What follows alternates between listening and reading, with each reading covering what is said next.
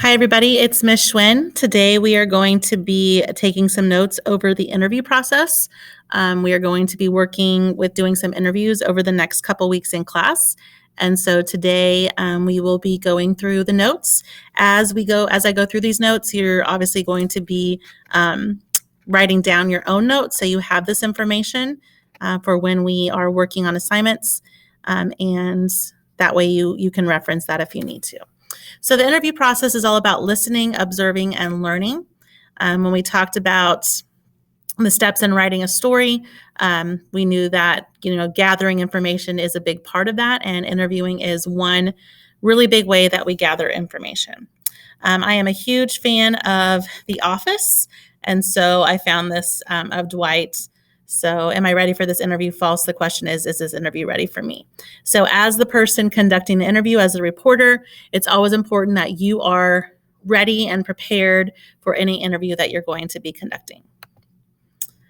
So, some basics of interviewing. First off, you're going to identify your sources. One thing that is required in this class is that every time you do a story, you have a minimum of 3 sources. So you can have more than 3, but our minimum number of sources is 3. So a source is a person, a publication, or record that gives timely information to be used in a story. A lot of our sources are going to be people, so we're going to be conducting those interviews. But it could be that you reference a publication, you find information on a person online, and you use some of that information as part of your story as well. You need to make sure that the sources you are using are reliable. So you need to make sure that you're choosing sources that are the best sources of information. So if you're doing a story on, something that's happening here at school, you wouldn't just talk to maybe a freshman student about that story or just freshmen. You might need to talk to a principal or to a teacher, depending on what your story happens to be. So 2 of the main kinds of sources that we're going to want to talk to, first off, we have a primary source. So this is the person who has the best and most reliable information about a topic. So if we're doing something on an activity happening here at school, and it has to do with the whole school, our primary source would be the head principal. So at the time of recording this video, it's Mr. Fisher. All right. Now, you also need to have an expert source. Sometimes your primary source and your expert source could be the same people, but your expert source is a person who can explain a complex topic in simple terms. Maybe they can provide a personal experience or give background information that adds some depth to an article. So if you were doing a story on a student here at school, they would be the primary source because they're going to have the most information about themselves, but an expert source could be their best friend or their parents, somebody who can provide those personal experiences. If it's a story on something COVID related relating to school, your primary source would be one of the principals, and then your expert source would be maybe somebody from the health department. So it's going to be somebody who can explain those complex topics. Always speak with the most reliable sources who know the facts. Don't ever rely on gossip or hearsay. Don't see something on Twitter and use it as a source. Make sure that you're talking to these primary sources and expert sources. When you're researching for your interviews, always analyze the reliability of your sources, just like doing a research paper. If you're getting information just off like a random website, it's not as good as if you actually are going to maybe a medical website or a government website. So make sure that you are analyzing those sources. So one thing I want you to think about, you're planning a story on one of your classes. So I'll let you choose whatever class that happens to be. Who would be 3 sources you could interview and why would they be good? So you're going to answer this in the Ed puzzle.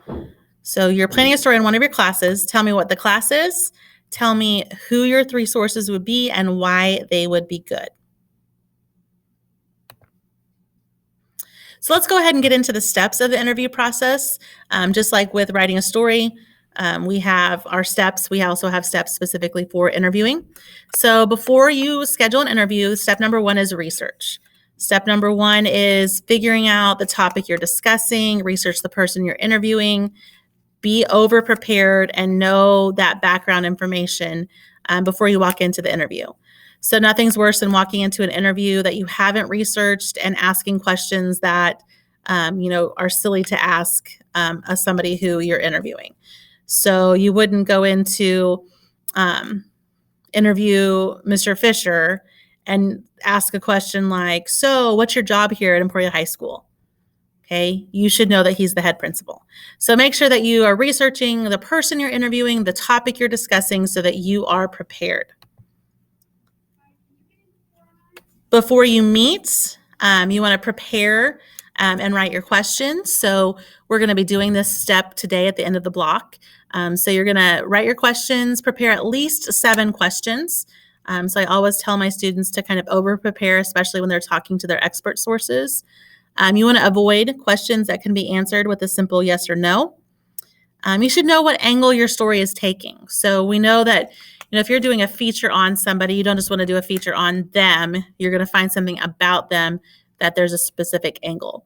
You wouldn't want to do a story just on homecoming.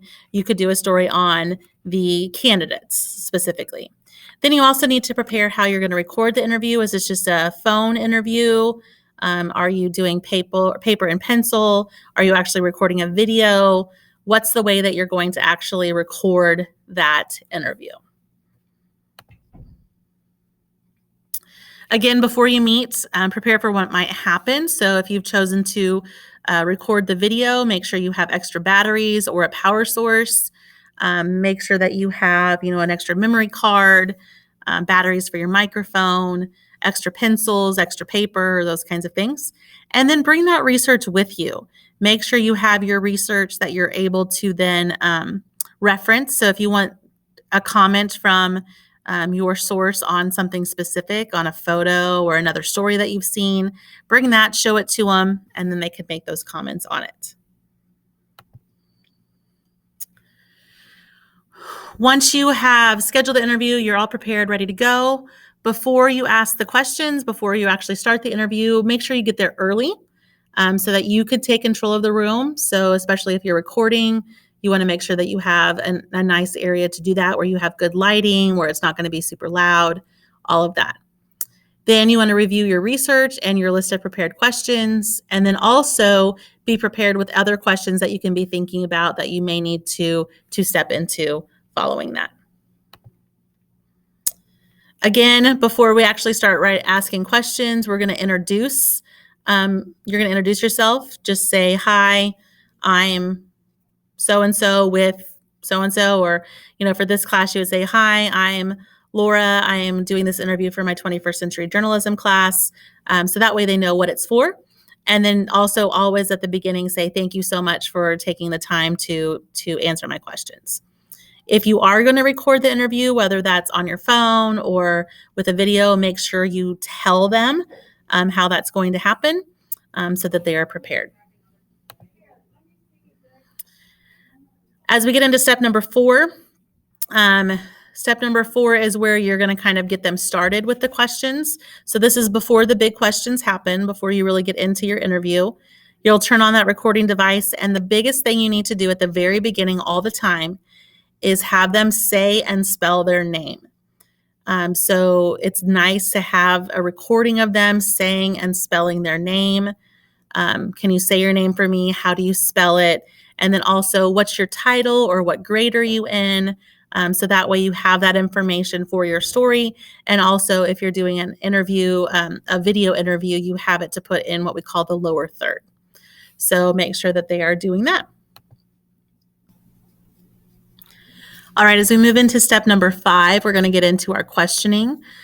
So this goes along with, writing those questions. But as you're questioning your interview subjects, there are 2 different types of questions that you can use. The first kind is called closed-ended. These are yes and no questions. They are the least desirable. They're not the kinds of questions we want to ask.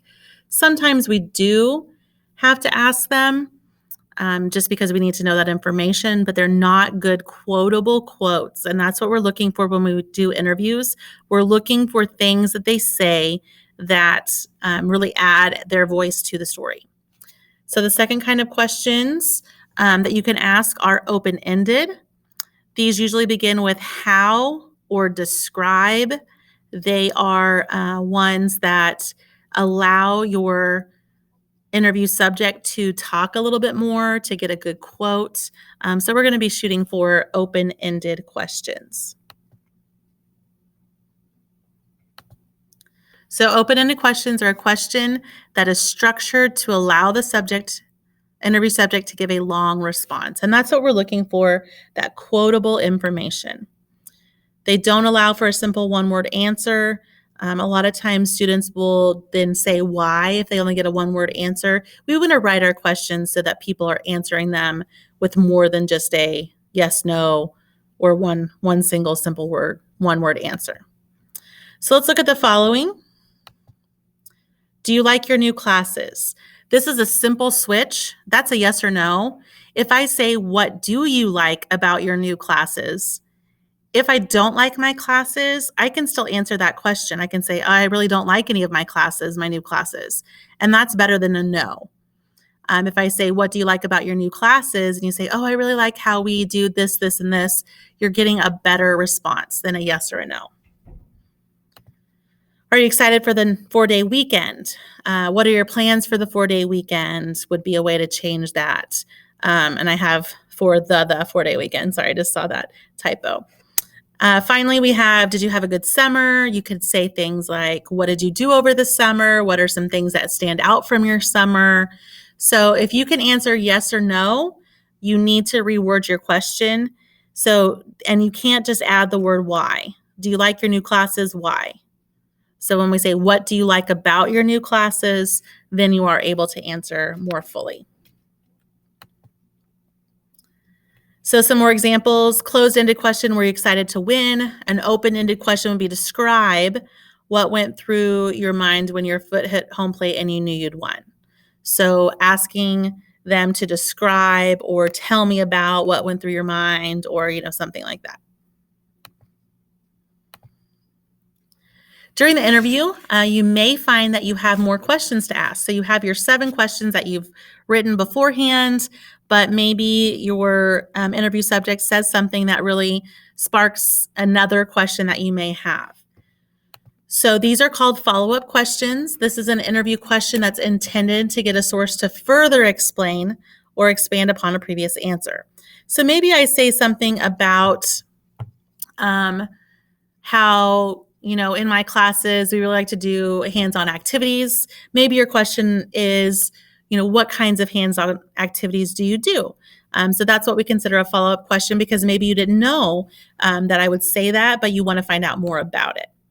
These can be asked in the middle of the interview or they can be asked at the end. I seem to prefer to ask them just during the process. So if I said, we do lots of hands-on activities in my class, I would immediately follow up and say, oh, can you tell me about some of those hands-on activities?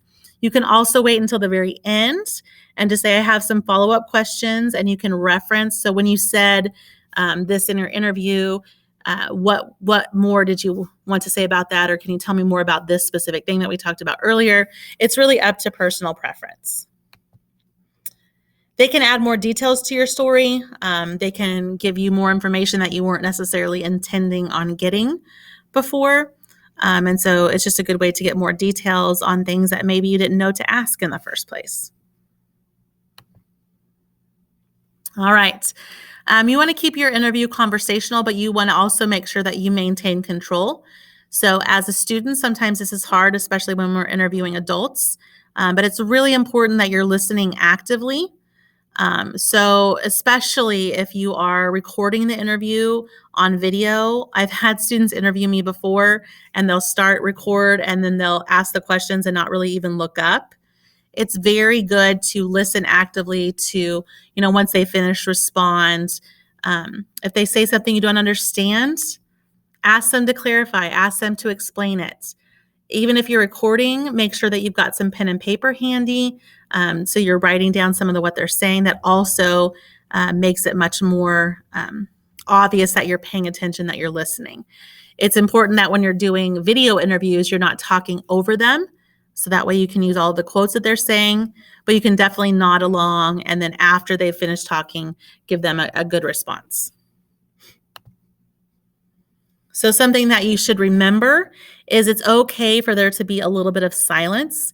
A lot of times, especially when I'm being interviewed, I need to think before I talk. And so I want to make sure I'm saying things the way that I want to say them. So don't be afraid to just sit and listen. Allow your interviewee to keep talking. Don't always feel like you need to say something. So make sure that you are letting them say everything that they want to say and not interrupting them. Sometimes we listen to respond instead of listening to really listen and understand. All right, finally, before you leave, make sure you have a way to contact them, whether that's a phone number, an email address, some way that you can contact that person if you have any additional questions. A lot of times I'll have my students send an email afterwards thanking them for that interview and then saying if I have additional questions, what's the best way to reach you, just so that they know that you're wanting to do your best.